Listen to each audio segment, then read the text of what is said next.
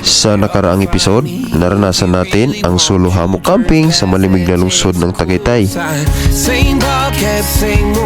Doon, nakapagpahinga tayo ng husto at muling na-recharge habang pinagmamasdan ang napakagandang overlooking view ng mga kabundukan.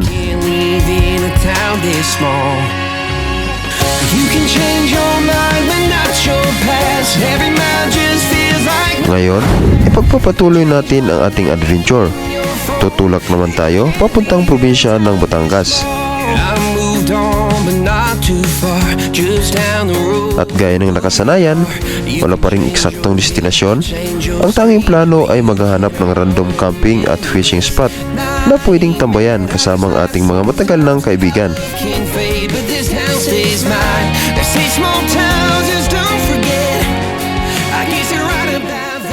Ano kayang mga hamon ang naghihintay sa atin sa pagkakataong ito? Tara, samahan ninyo ako at sabay-sabay nating tuklasin ang panibagong pakikipagsapalaran. Let's go!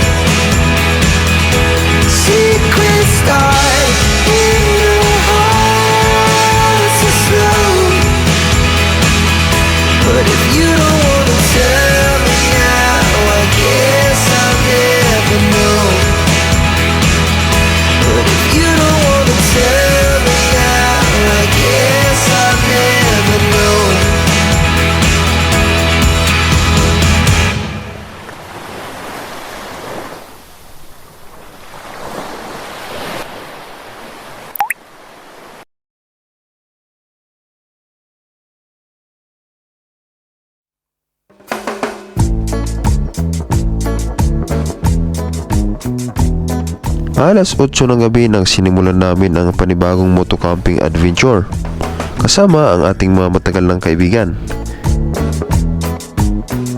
Mula Metro Manila, tinahak namin ang mahabang kalsada patungong Cavite. Ngunit sa pagkataong ito, mas maging mapanghamon ang biyahe dahil sa kasalukuyan ay may bagyo at walang tigil ang pagbuhos ng ulan. Pagdating namin sa bayan ng Ternate, lalo pang lumakas ang ulan. Kaya pansamantala muna kaming huminto sa isang convenience store upang magpahinga at bumili ng mga kailangan sa biyahe.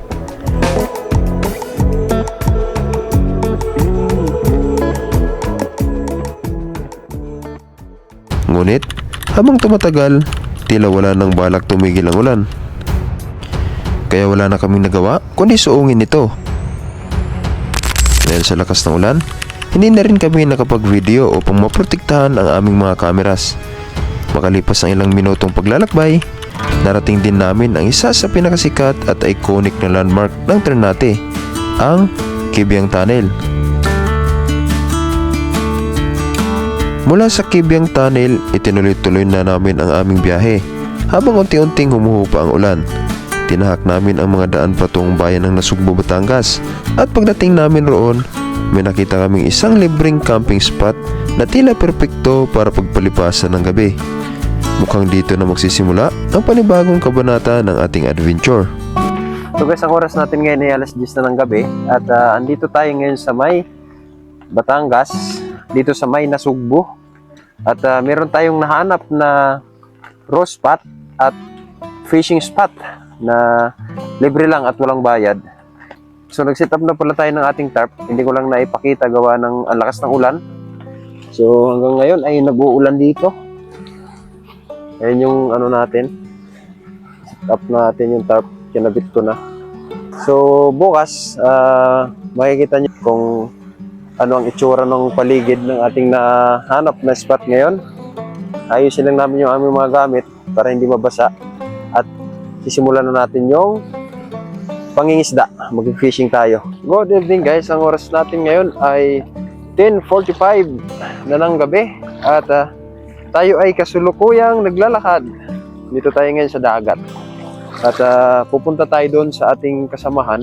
Nauna na sila at ngayon ay meron tayong fishing adventure. Maglalambat tayo. Kung naalala nyo yung una nating pangingisda doon sa may Real, Tama ba, Real?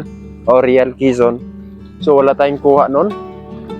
So tatry natin dito sa may Nasugbu, Batangas. Andito tayo ngayon sa Nasugbu. So yung mga kasamahan ko ay nandun na sa unahan. At ngayon ay hahabol tayo. So samahan niyo ho guys sa ating panibagong rock camping and fishing adventure. Alright, let's go! Yan o, ang lalim na ng dagat.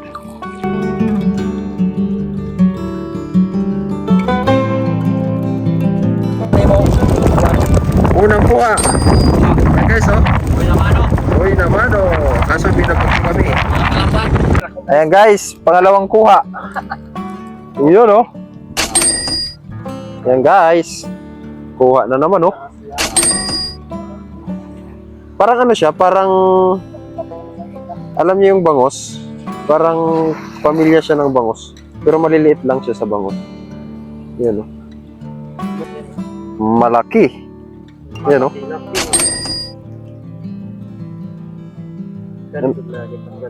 Anong isda kaya yan? Ano pa rin?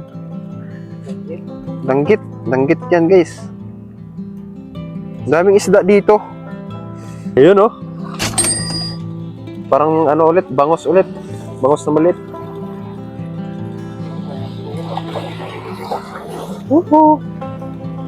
Meron na tayong pang-ulam. Ayan guys, yung kuha namin, Salamat sa biyaya. Ayos. May panghapunan na, may pang-almusal pa. Ito ay naulam talaga.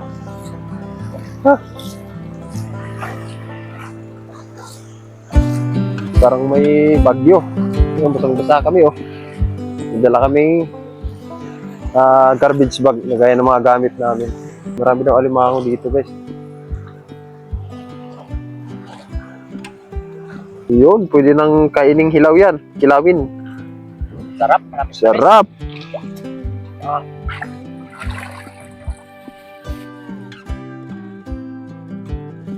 Laki.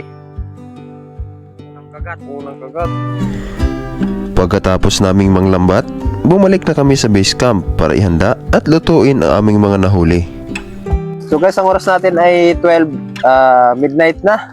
Saing muna tayo ng bigas at kakain tayo dahil gutom na.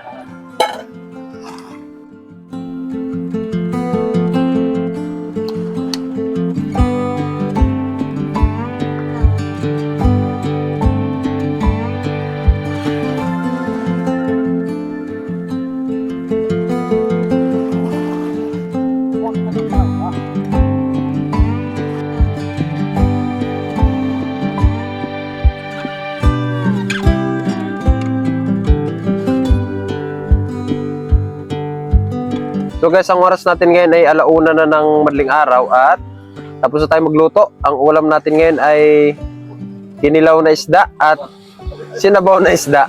So, kain po tayo.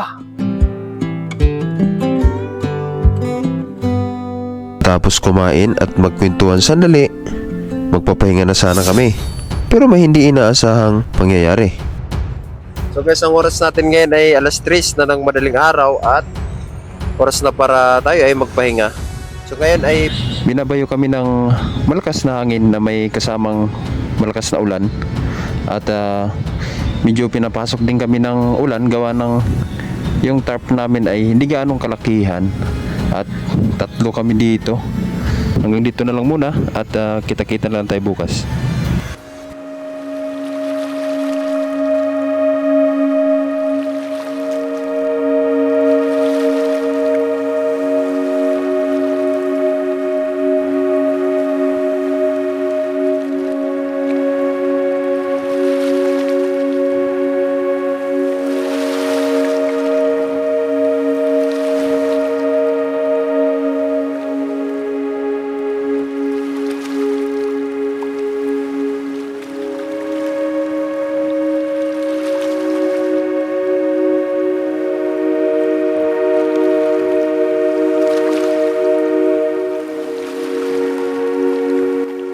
So guys, ang oras natin ngayon ay 6:00 na ng umaga at kagigising lang natin. Nakatulog naman tayo ng mga 2 oras siguro. Grabe ang lakas ng hangin kagabi at ulan. So ito yung view natin ngayon. Pagkagising kinaumagahan, agad nating sinimulan ang panibagong araw sa pangingisda kasama ang ating mga kaibigan. Tahimik ang paligid, sariwa ang hangin. Isang payapang umaga na puno ng saya at panibagong karanasan. So guys, good morning ulit. At tayo ay kasalukuyang naglalakad ngayon. At pupuntahan natin yung ating mga kasamahan. Ayun sila. Kasalukuyan silang naghatak ng lambat. Bali, yung lambat na yan yung iniwan natin kagabi bago tayo matulog. Ito ay ang lakas ng current, no? Tsaka yung dagat ay tawag nito, kulay brown. Kaya dapat mag-fishing tayo ngayon. May dala tayong pang fishing, yung pamingwet. Kaso di na natin ginamit gawa ng wala. Maano yung dagat, hindi makikita ng isda yung ating pain. So ayan sila guys, papakita ko sa inyo.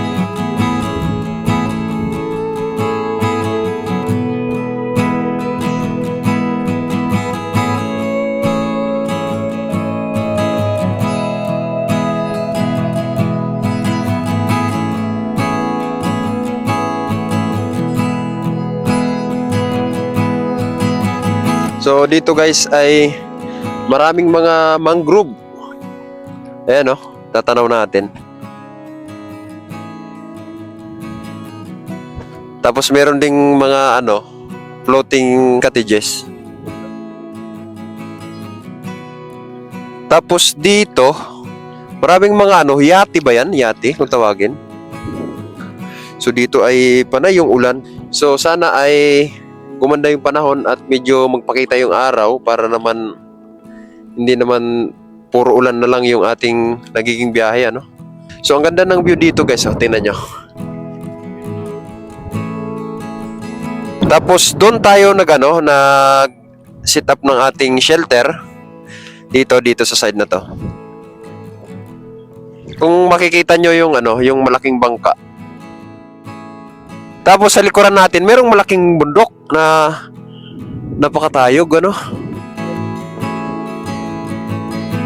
So guys, pagpasensyahan nyo na at tayo ay walang damit pang itaas.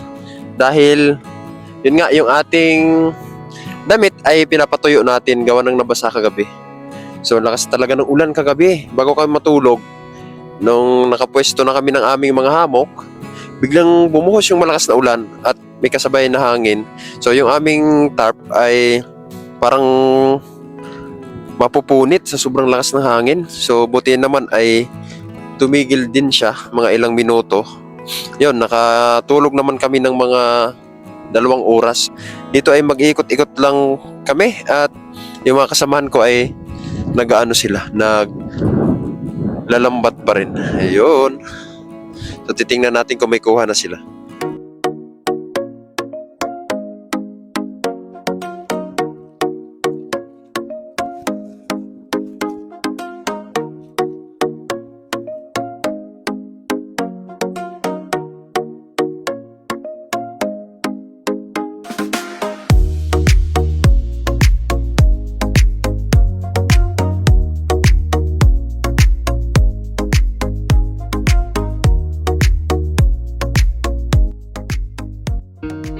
Pagbalik natin sa base camp, agad tayong naghanda at nagluto ng ating tanghalian bago muling magpatuloy sa ating adventure.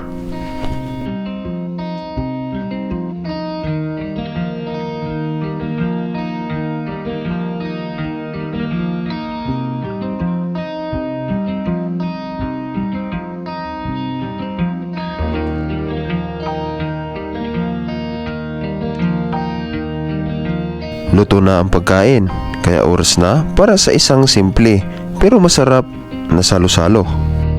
Guys, ang oras natin ngayon ay alas 11:30 na ng tanghali at nakain na kami ng tanghalian. So ang ulam namin ngayon ay piniritong isda na may kanin na parang cake.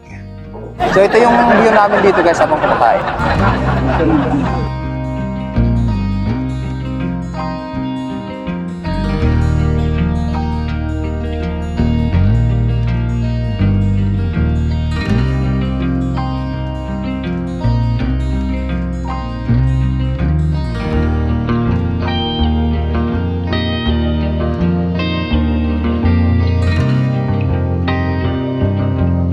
So ngayon ay malakas pa rin yung hangin at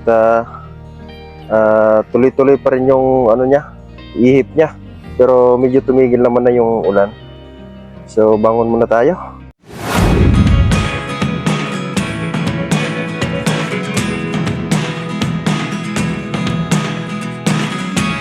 Sa bawat paglalakbay, hindi lang isda ang nahuhuli, kundi mga alaalang habang buhay nating dadalhin.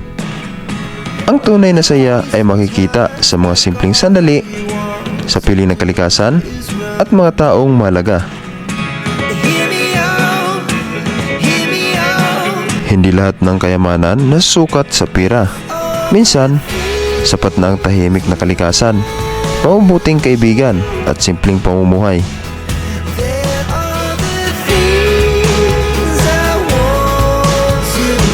Minsan, kailangan lang natin lumayo sa ingay ng mundo para muling marinig ang katahimikan ng ating sarili. Ang simpleng buhay sa gitna ng kalikasan ang nagpapaalala na ang pinakamagandang sandali ay hindi kailangan maging magarbo. Hanggang sa susunod na adventure, patuloy nating pahalagahan ang kalikasan, ang pagkakaibigan, at ang bawat simpleng sandali ng buhay.